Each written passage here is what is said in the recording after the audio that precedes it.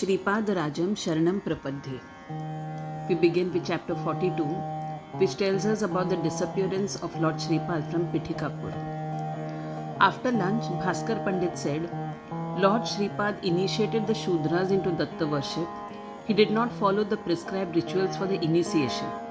He just tied a sacred thread around the wrist of devotees and told them to sing bhajans or devotional songs. The Brahmins of Pithikapur thought that this was against the scriptures. They also decided to ostracize Bapanacharya and Appalraj Sharma from the Brahmin community after informing the heads of all the Hindu mutts.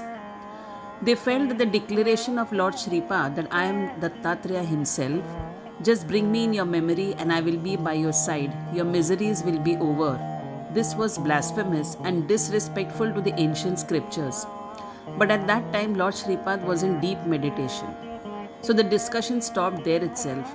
Without the permission of the Shankaracharyas, no one had the authority to freely express any spiritual views. Everyone thus decided that the Shankaracharya's permission was mandatory. Some scheming Brahmins went to Bapanacharya's house to exhibit their false sympathy. Bapanacharya merely said, Lord Shripad ShriVallabh has filled us with his divine radiance. This made the Brahmins return without uttering a word. After some time, when Lord Shripad came home, Appalraj Sharma said, the moment we think of Shripad, he presents himself before us and converses with us. He grants all our wishes. We are glorified to be parents of Shripad, who is none other than the incarnation of Lord Dattatreya. The ascetic who had come to Kukuteshwar temple was also by now convinced that Lord Shripad was Lord Dattatreya incarnate. Lord Shripad takes upon himself the troubles that befall on his devotees as they have surrendered themselves to him. He in fact puts them on the path of progress. Many Brahmins of Pithikapuram, now convinced about this fact, placed Lord Shripad in a chariot and arranged a glorious procession. The huge amount of money thus collected as dakshina was offered to him. Once a Brahmin Narsimha from Maharashtra came to Kukuteshwar temple.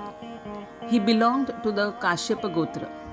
When he heard that an ascetic gives the initiation of Datta worship, he approached him.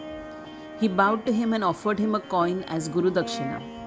The ascetic poured some water from his kamandalu, that is water pot, onto the Brahmin's hand. Along with the water, a scorpion too fell out and stung Narsimha. His pain was so acute that even the power of mantras could not relieve him. Unable to bear the pain, he fell down unconscious and froth emerged from his mouth. The ascetic was frightened by the whole incident. Just then, a farmer arrived at the spot. The Brahmin was just beginning to come to consciousness. The farmer informed him, a person from my community, Venkaiah, has been given mantra akshata, that is sanctified rice grains, by Lord Shripad. The Brahmin with full faith chanted Lord Shripad's name and placed the mantra akshata on his forehead, and what a surprise! The pain vanished and the Brahmin became well immediately. This incident deterred people from believing the ascetic. So all those seekers who had been initiated by the ascetic took back the Guru Dakshina and drove the ascetic out of Pithikapuram. The people now did not know what to do with the money that was returned. They sought advice from Bapanacharya, who said, buy grains with that money and donate the food to all. There is no need to again initiate yourselves into Datta worship. The premises around Kukuteshwar temple were then decorated and food was donated.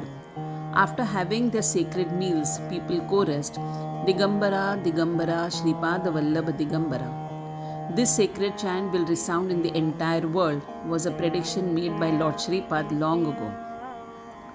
Chapter 42 ends here, benefiting all of us who have lost the child by uniting them with it. May Lord Shripad bless us all. Shripad Sharanam Prapadhe.